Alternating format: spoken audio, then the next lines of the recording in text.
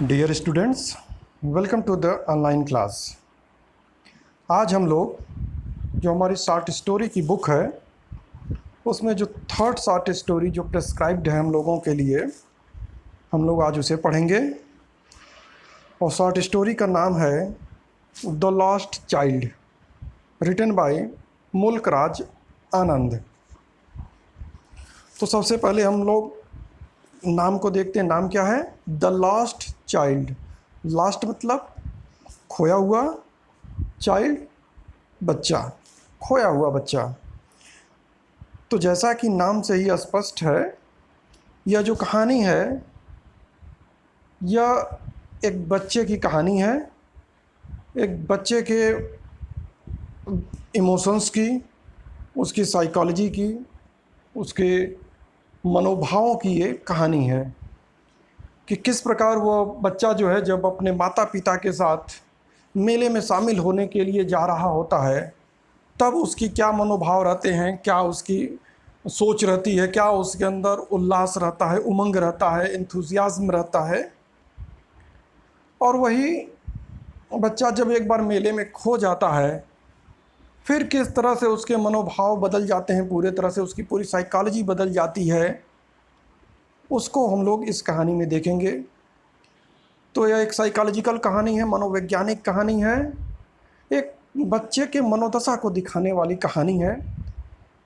और एक भारतीय लेखक जो मुल्क राज आनंद है उनके द्वारा ये लिखी गई है। बहुत ही अच्छी कहानी है, किसी भी बच्चे की साइकोलॉजी के लिए हम देख सकते हैं यह लागू होती है कहानी।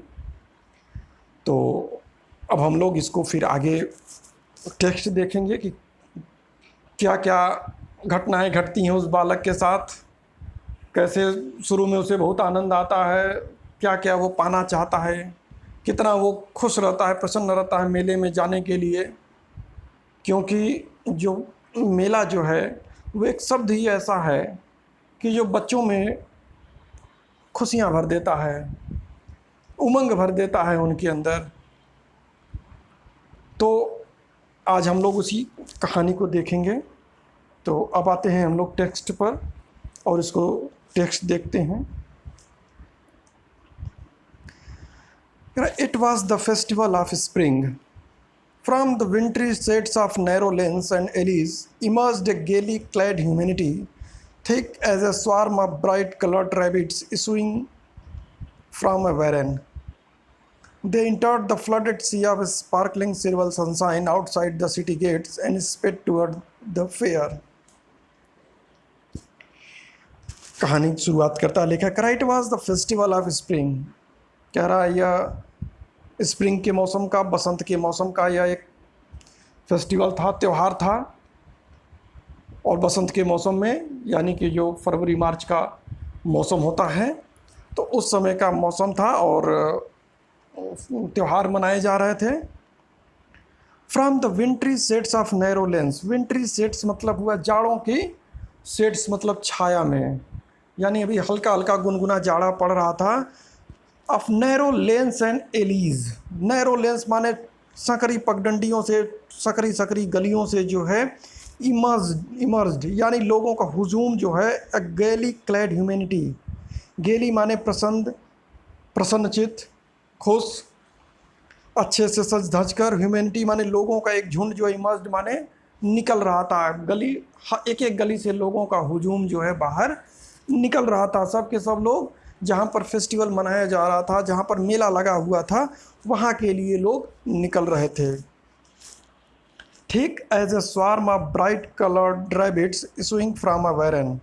और उसकी तुलना जो है लेखक कर रहा है कि यह जो लोगों का झुंड जो गलियों से, पतली पतली गलियों से जो लोगों का झुंड निकल रहा था, ठीक as a swarm of bright colour rabbits, यह उतना ही थिक था, उतना मोटा था, उतना ज़्यादा लोगों का झुंड था जैसे कि swarm of bright colour rabbits, चमकीले रंगों के जो रैबिट्स होते हैं, जो खरगोश होते हैं, जिस प्रकार वो अपने वैरन से, अपने जो बरोज उनका जो घर होता है उनसे जैसे एक झुंड जो है रैबिट्स का, खरगोश का निकलता है, उसी प्रकार प्रत्येक गली से लोगों का रंग बिरंगे कपड़ों में सजे धजे लोग प्रसन्नतापूर्वक जो है निकल निकल कर उस मैदान की ओर जा रहे थे जहाँ पर मेला लगा हुआ था। They entered the flooded sea of sparkling silver sunshine outside the city gates. They entered, उन लोगों ने प्रवेश किया था, flooded sea of sparkling silver sunshine. Flooded sea मतलब जिसे समुद्र भरा रहता है, उस तरह स्पार्कलिंग सिल्वर सनशाइन कि बसंत का मौसम था, हल्का गुनगुना जाड़ा पड़ रहा था और सुन एकदम जो है धूप चमक रही थी, सिल्वर कलर की, सफ़ेद कलर की धूप चमक रही थी। तो ये धूप भी जो है बहुत ही लोगों को अनुकूल लग रही थी, बड़ा अच्छी लग रही थी। और लोग सिटी गेट से बाहर, शहर के गेट से बाहर निकल कर जो है निकल रहे थे, स्पेड टूवर्ड्स द फेयर, और जल्दी जल्दी तेज कदमों से लोग मेले में शामिल होने के लिए मेले की ओर जल्दी जल्दी लोग निकल रहे थे। मौसम भी बड़ा सुहावना था, धूप खिला हुआ था। Some walked, some rode on horses, other set being carried in bamboo and bullock carts. करा जो ये लोगों का झुंड जो मेले की ओर जा रहा था, सम वॉक्ड, कुछ लोग पैदल चल रहे थे, सम रोड ऑन हॉर्सेस, कुछ लोग घोड़े पर बैठकर मेले की तरफ जा रहे थे, अदर सेट, कुछ बैठकर, being carried in bamboo and bullock carts, कुछ लोग पालकी पर बैठकर जा रहे थे, कुछ लोग बुलक कार्ट यानी बैलगाड़ियों पर बैठकर जो है मेला की तरफ सब लोग निकल रहे थे। यानी जिसके पास जो साधन था उसी साधन से लोग जो है जल्दी जल्दी मेले की तरफ बढ़ रहे थे। सबके अंदर एक प्रसन्नता का भाव था, सब लोग खुश थे, प्रसन्न थे, रंग बिरंगे कपड़े भी पहने हुए थे, मौसम भी आज बड़ा सुहावना था। One little boy ran between his parents legs brimming over with life and laughter. कह रहा वन लिटिल बॉय, उसी में एक छोटा सा बच्चा था, रैन बिटवीन हिज पेरेंट्स लेग, जो अपने माता पिता के पैरों के बीच से होकर दौड़ता हुआ आगे वो भी बढ़ रहा था। Brimming over with life and laughter, brimming मतलब पूरी तरह से भरा होना, लाई एंड लाफ्टर यानी कि खुशियों से भरा हुआ था, एक अलग ही आनंद में था वो, अलग ही मौज और मस्ती में था। और अपने माता पिता के पैरों के अगल बगल बीच से दौड़ते हुए वो भी मेले की तरफ बढ़ता जा रहा था, चहकते हुए आगे बढ़ता चला जा रहा था। The joyous morning gave greetings and unashamed invitation to all to come away into the fields, full of flowers and songs. कह रहा था joyous morning, जो आज की सुबह थी वो भी बड़ी शानदार थी, बड़ी अच्छी सुबह थी। हल्की हल्की धूप जो है निकली हुई थी, जो कि मौसम को और अच्छा बना रही थी। और इतना जब अच्छा मौसम होता है तो कह रहा गेव ग्रीटिंग्स, इस मौसम ने सबको निमंत्रित किया था, सबको आमंत्रित कर रही थी, अनअसेम्ड इनविटेशन, सबका जो है वो स्वागत कर रही थी, सबको इनविटेशन दे रही थी, आमंत्रित कर रही थी कि सब लोग अपने अपने घरों से निकलें और सब लोग उस स्थान की ओर चलें जहाँ पर मेला लगा हुआ था। कहने का तात्पर्य यह है कि कई बार हम मान लो मेला है या कहीं भी कोई प्रदर्शनी लगी हुई है, हम जाना चाहते हैं, लेकिन अगर मौसम साथ नहीं देता है तो बहुत से लोग हिचक जाते हैं और प्रदर्शनी में या मेला में या बाज़ार करने नहीं जाते हैं। तो लेखक बता रहा है कि नहीं, सुबह भी इतनी अच्छी हुई थी, इतनी अच्छी धूप खिली हुई थी कि पूरा मौसम ही इतना सुहावना बन गया था कि जिसके अंदर नहीं भी इच्छा थी वो भी जो है घरों से बाहर निकलकर मैदान की ओर चला आ रहा था। इस प्रकार का मौसम, सुहावना मौसम खिला हुआ था। Come away into the fields full of flowers and songs, और सभी लोग उस मैदानों की ओर निकल आए जो कि फूलों से भरे हुए थे और गीतों से भरे हुए थे। फूलों से भरे हुए तो मतलब समझ में आ रहा है कि भाई खेत हैं, उनमें फूल खिले हुए हैं, लेकिन गीतों से क्या तात्पर्य है? यहाँ पर गीतों से, सॉन्ग्स से, गाना से तात्पर्य ये है कि जो लोगों का हुजूम जा रहा था, जो लोगों का भीड़ जा रहा था, वो खूब गाते हुए, आनंद मनाते हुए आगे बढ़ता हुआ चला जा रहा था। यानी सब के सब लोग प्रसन्नचित्त थे, तो गीत गाते हुए लोगों का एक एक दल, एक एक टोली जो है आगे बढ़ता जा रहा था जहाँ पर प्रदर्शनी लगी हुई थी, जहाँ पर मेला लगा हुआ था। कम child come called his parents as he lagged behind, arrested by the toys in the shops that lined the way. तभी जो लड़का, छोटा सा बच्चा जो अपने माता पिता के साथ दौड़ते हुए जा रहा था, उसकी माता पिता ने उसको पुकारा, कम चाइल्ड कम, कि बेटे आओ, जल्दी से इधर आओ। उसकी माँ और क्यों पुकारा? एज ही लैग्ड बिहाइंड, क्योंकि वो पीछे छूट गया था। Arrested by the toys in the shops that line the way, क्योंकि जो रास्तों में जो दुकानें लगी हुई थी वहाँ पर कुछ खिलौनों की दुकानें थीं, और खिलौनों की दुकानों पर रखे हुए खिलौनों को देखते हुए वो अरेस्टेड हो गया था, यानी अरेस्ट हो गया था, यानी गिरफ्तार हो गया था। यानी उन खिलौनों को देखकर वो इतना ज़्यादा आकर्षित हो गया कि वो उन खिलौनों को ही देखता रह गया, और उसके माता पिता थोड़ा आगे बढ़ गए। इसलिए जब वो लोग आगे चले गए, उन्होंने देखा कि बालक पीछे छूट गया है, तो उन्होंने पुकारा कि आओ बेटे, जल्दी से चले आओ, आओ यहाँ पर। He hurried towards his parents, his feet obedient to their call, his eyes still lingering on the receding toys. He hurried towards his parents. जैसे ही उसके माता पिता ने उसको पुकारा, वो हरीड माने जल्दी से अपने माता पिता की ओर बढ़ चला। His feet obedient to their call. उसके जो पैर थे वो ओबेडियंट थे टू देयर कॉल, अपने माता पिता की आज्ञा का पालन कर रहे थे। यानी कि जैसे ही माता पिता ने पुकारा कि चले आओ, भले वो खिलौनों को देख रहा था, लेकिन माता पिता के पुकारते ही तुरंत जो है वो उस दुकान से आगे अपने माता पिता की ओर बढ़ चला। His eyes still lingering on the receding toys. तो पैर तो ओबेडियंट थे, वो कहना मान रहे थे उसके माता पिता का, क्योंकि पैर तुरंत वहाँ से चल दिए, लेकिन हिज आइज़, लेकिन जो उसकी आंखें थी, still lingering on wrestling toys, वो लिंगरिंग माने अभी भी टिकी हुई थी, उसी खिलौनों के इर्द गिर्द घूम रही थी। द रेसिटिंग टॉयज़, उन खिलौनों पर अभी भी टिकी हुई थी, जो खिलौने धीरे धीरे पीछे छूट रहे थे, जो उसकी आंखों से ओझल हो रहे थे। यानी यहाँ देख रहे हैं कि किस प्रकार बच्चे के मनोभाव का, उसके साइकोलॉजी का, उसकी सोच का जो है यहाँ लेखक ने बड़े अच्छे से चित्रण किया है कि वो बच्चा अपने माता पिता का कहना भी मानना चाहता है, इसलिए कदम तो बढ़ गए, लेकिन मन में एक दिल में जो है उन खिलौनों के प्रति प्रेम भी है, इसलिए आंखें उधर से भी हट नहीं रही हैं, और आंखें अभी भी उन खिलौनों पर टिकी हुई हैं। As he came to where they had stopped to wait for him, he could not suppress the desire of his heart, even though he well knew the old cold stare of refusal in their eyes. As he came to where they had stopped to wait for him, जैसे ही वो वहाँ पर आया जहाँ पर वो लोग रुक कर उस बच्चे का इंतज़ार कर रहे थे, he could not suppress, suppress माने होता है भावनाओं को दबाना, दबा देना। डिज़ायर यानी इच्छाएं। कह रहा है कि वो जब उनके पास आया, अपने माता पिता के पास आया, तो वो अपनी भावनाओं को, अपनी इच्छाओं को जो है दबा न सका, लाख चाहने पर भी वो दबा न सका। डिज़ायर ऑफ हिज हार्ट, अपने दिल की इच्छाओं को, अपनी इच्छा को वो दबा नहीं सका। इवन दो ही वेल न्यू, कह रहा यद्यपि वो बहुत अच्छे से, ही वेल न्यू, वो बहुत अच्छे से जानता था, the old cold stare of refusal in their eyes, कि उनके माँ पिता, उसके जो पेरेंट्स हैं, उसके जो माता पिता हैं, उनकी आंखों में वो जान रहा है कि वही पुराना ठंडा उत्साह और रिफ्यूज़ल, और उनकी आंखों में जो है रिफ्यूज़ल है, इनकार भरा हुआ है।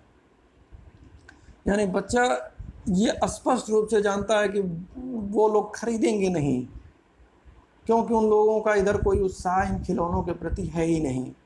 वो जान रहा है कि वो इनकार करेंगे लोग, लेकिन ठहरा तो एक बच्चा ही। बच्चे कब इन चीज़ों की परवाह करते हैं और इन चीज़ों के बारे में सोचते हैं? वो लाख जानते हो कि इन चीज़ों को मना किया जाएगा, लेकिन जब उनका दिल करता है, उनका इच्छा करता है, तो एक न एक बार वो चीज़ें करते हैं या कहते हैं, ज़रूर करते हैं। और यही तो बचपना है, और यही बचपने की खूबी भी है कि मालूम होने के बाद भी अपनी बातें कहने से वो हिचकते नहीं हैं। और वहीं जब आदमी एक बार बड़ा हो जाता है, और जैसे ही वो चीज़ों को कई बार अपने मन में ही अज्यूम कर लेता है कि यही होगा, हो सकता है कई बार चीज़ें वैसी नहीं भी होती हैं, तो वो इसके अंदर एक हिचक आ जाती है, और वो अपने दिल के बातों को दूसरे के सामने एक्सप्रेस भी नहीं कर पाता है। लेकिन बच्चों के साथ ये नहीं, उनको कितनी बार भी चीज़ों को मना किया जाए, कहा जाए, लेकिन जब भी कोई चीज़ उनको पसंद आएगी तो ज़रूर उसके बारे में डिमांड करते हैं। I want that toy, he pleaded. उसने जो है उनसे आग्रह किया, उन लोगों से अनुनय विनय किया, रिक्वेस्ट किया कि आई वांट दैट टॉय, कि वो जो खिलौना है वो मुझे चाहिए, मैं चाहता हूँ वो खिलौना। His father looked at him red eyed in his familiar tyrant's way. और जैसा कि हमेशा होता था, कह रहा है his father looked at him, उसके पिता ने उसकी ओर देखा, रेड आई, लाल लाल आँखों से, इन हिज फेमिलियर टायरेंट्स वे, अपनी वही जालिम दृष्टि से, अपनी वही क्रूर दृष्टि से, क्रूर तरीके से, जिसको कि बच्चा भले अच्छे प्रकार से पहचानता था। उसके पिता ने उस बच्चे की ओर देखा कस के, और उनकी आंखों में ही स्पष्ट रूप से इनकार था कि वो खरीदने नहीं जा रहे हैं। His mother, melted by the free spirit of the day, was tender, and giving him her finger to catch, said, "Look, child, what is before you?" वहीं जो उसकी माँ थी, melted by the free spirit of the day, थोड़ा सा उस दिन इतना खुशनुमा, इतना अच्छा शानदार मौसम खिला हुआ था, दिन इतना अच्छा था कि थोड़ा उनका दिल पिघल गया।